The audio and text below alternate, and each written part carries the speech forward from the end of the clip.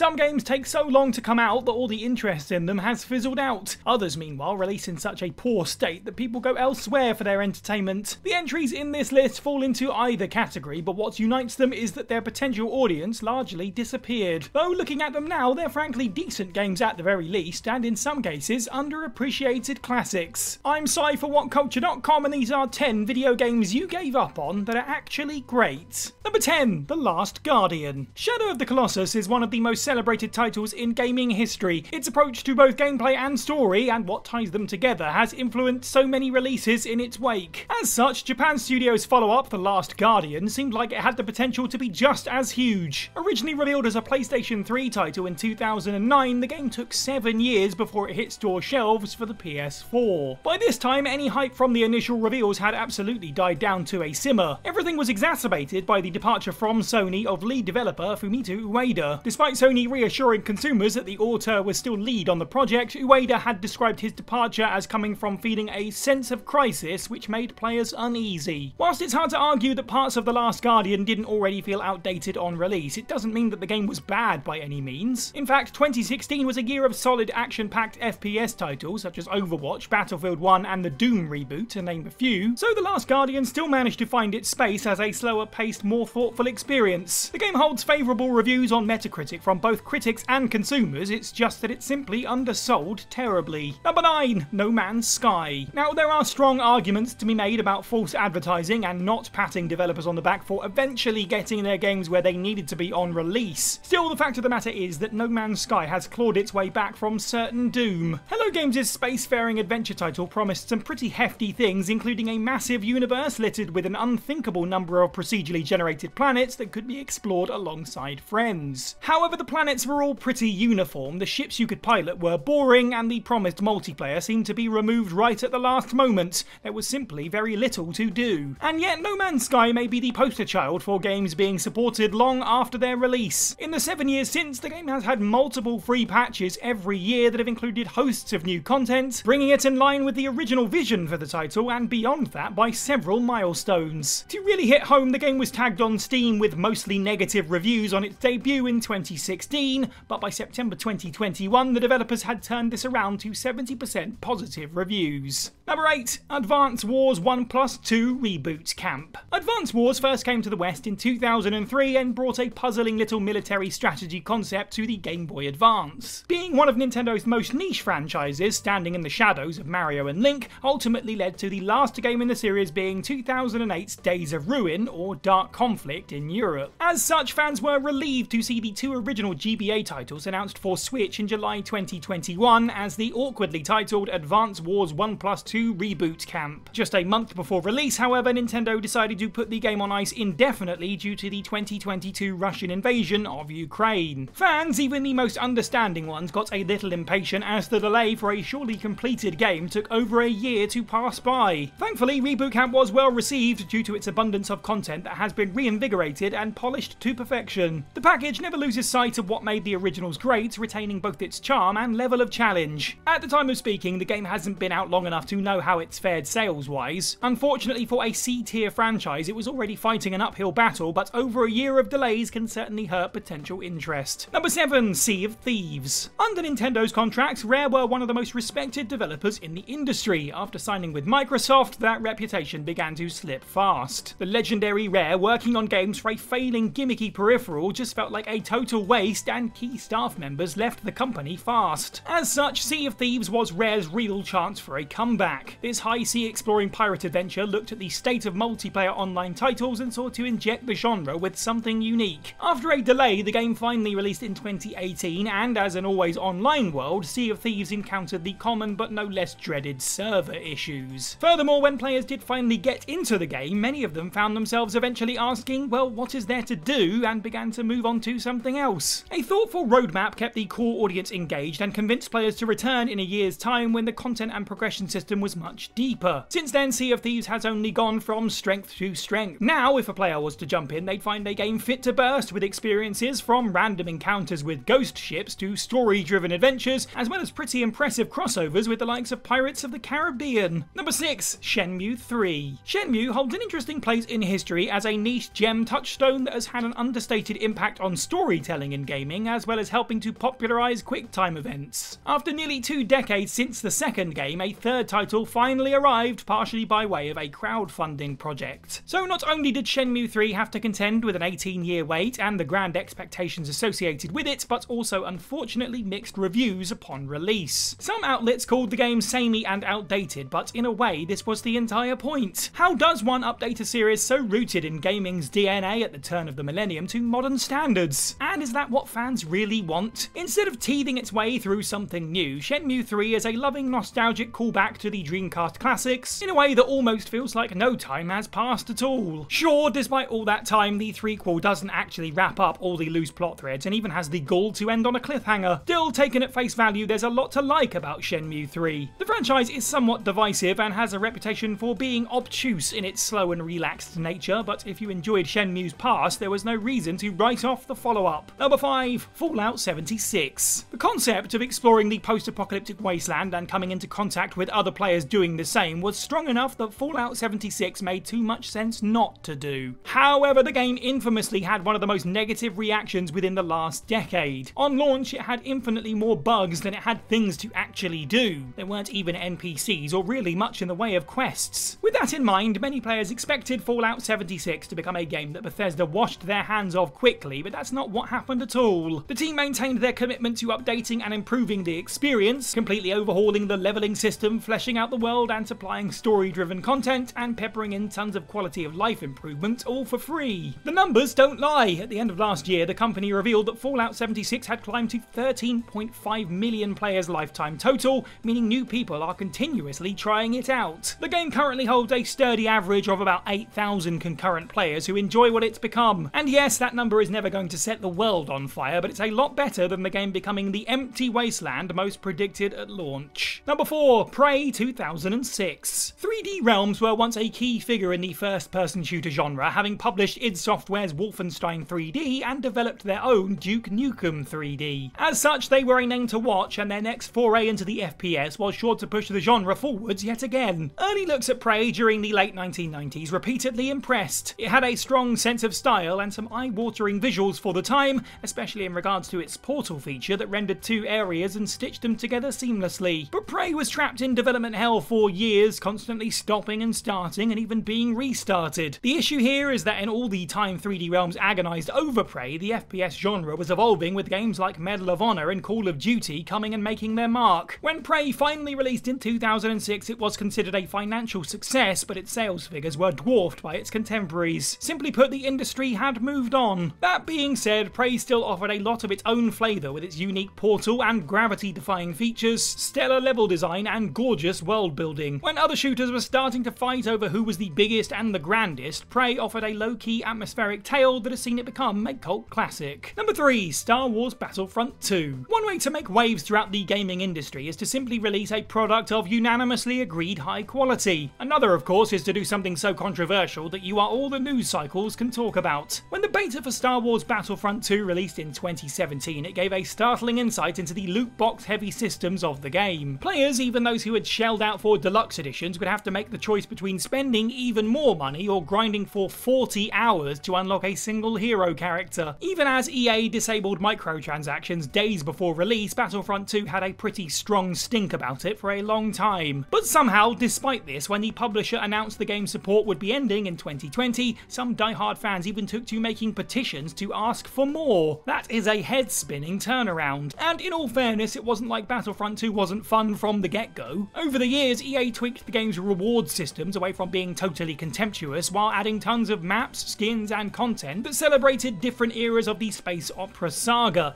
It took the longest, bumpiest road possible to get there, but Battlefront 2 wound up being a pretty good celebration of Star Wars. Number 2. Dead Island 2. 2011's Dead Island was a decent enough mindless multiplayer zombie killing romp. It showed promise, at least, and so it was given spin-offs, and a sequel was greenlit the following year. Dead Island 2's existence became so much of a meme that others, like Goat Simulator 3, began parodying the long wait for it. Not only did development stretch across 11 years, it also spent time in the hands of 3 different teams. Jaeger Studio were dropped in 2015, Sumo Digital had the product taken out of their hands in 2019, and finally the game released as developed by Dam Buster Studios. That is the development equivalent of a project being raked over hot coals and glass. And yet, both critical and consumer response to the sequel are one of pleasant surprise, with the game scoring around the 70% mark. Players complimented the game's stylish aesthetic, memorable locations, and high-quality gore. The level of polish is surprising considering the majority of long-delayed titles tend to suffer in this regard. Most players who assumed that Dead Island 2, if it ever came, was going to be a disaster were well within their rights, but it wound up being surprisingly enjoyable. And number 1, CYBERPUNK 2077. With no question, CYBERPUNK 2077 is remembered as the most disastrous video game launch of all time. Whilst the game was originally announced in 2012, it went through a protracted development. Nearing the end of the decade, the interest in cyberpunk's sci-fi world was high, never more so than when beloved actor Keanu Reeves announced he would be playing a lead character. But then the game released, and you likely don't need to be reminded in what state. Without a high-end PC, there was no way to enjoy CYBERPUNK 2077 through the haze of graphical, collision, and performance issues and crashes that became a mainstream controversy. CYBERPUNK lost 200,000 players in its first month, as most wrote it off forever. However, as CD Projekt rolled out patches over the following year, the actual game could eventually be seen underneath the grime. It's a real shame that CYBERPUNK 2077's legacy will be the utterly awful launch, because had this not been the case, players could have enjoyed it on its wealth of merits. The game has a strong sense of identity thanks to an instantly believable world and a story filled with memorable characters. It rewards exploration and immersion and has an instantly recognisable visual aesthetic. And whilst it still has its issues, what open world game doesn't,